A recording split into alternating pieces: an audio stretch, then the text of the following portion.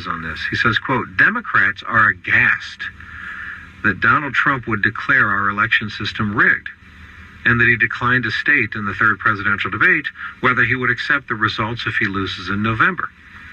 However, Democrats, including Hillary Clinton, seem to have forgotten their own history of claiming elections are rigged. Like, for example, the 2000 Al Gore and the Florida recount case. Yes, Al Gore eventually accepted the result, but only after withdrawing his concession, trying to have the vote recounted only in Democrat-heavy Florida counties, and then suing to stop ballots from being recounted. Even after a consortium of media outlets concluded that Bush had indeed won more votes in Florida, Democrats continued to claim the election had been, quote, stolen by the Supreme Court, and that Bush was an illegitimate president. So I was sharing with you earlier. But he then points out 2004, John Kerry and the so-called, quote, rigged machines. While John Kerry conceded the election, he and his running mate continued to believe afterward that the election had been stolen from them, possibly by voting machines. Elizabeth Edwards said in 2007 that she had been, quote, very disappointed in Kerry's decision to concede the election. And last year, the New Yorker reported that Kerry believed that, quote, proxies for Bush had rigged many voting machines in Ohio, and that he may have in fact won the election. This was John Kerry himself, as reported in the New Yorker.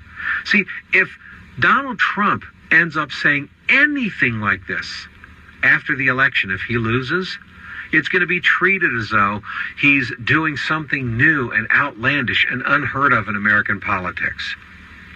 It's liberal Democrats just hoping everybody gets amnesia to the many times that they've claimed rigged systems when they lost. 2008, John Podesta and Obama's voter fraud. As the Wall Street Journal recently reported, President Barack Obama and Attorney General Eric Holder have both suggested that voter ID laws are a way of rigging elections against black people. And while they downplay fears of voter fraud, Hillary Clinton's campaign chair, John Podesta, reported internally via WikiLeaks in 2015 that Hillary Clinton operatives believed that, quote, the Obama forces flooded the caucuses with ineligible voters, end quote, to win the primary. That was in 2008. So Hillary Clinton's camp was accusing Barack Obama during the primaries in 2008 of voter fraud. 2014, Congress and the rigged district system. Thanks to the Tea Party wave election in 2010, in response to Obamacare, Republicans were left in charge of many state legislatures as they redrew congressional district boundaries, except in a few states such as Illinois, where Democrats drew several Republicans out of their seats. That meant Republicans held the advantage in the House. As a result, Democrats complained bitterly that congressional elections were, quote, rigged against them. And then in the 2016 Bernie Sanders-Hillary Clinton primaries, Bernie Sanders and the rigged primary system, Sanders himself used the word rigged often to describe the economic system. But in 2016, the Democratic Party primary was rigged against him in a political sense, both openly in the party's anti-democratic superdelegate system and secretly through collusion between party officials and the Clinton campaign. Bernie Sanders supporters protested the Democratic National Convention in Philadelphia against what they called a rigged election.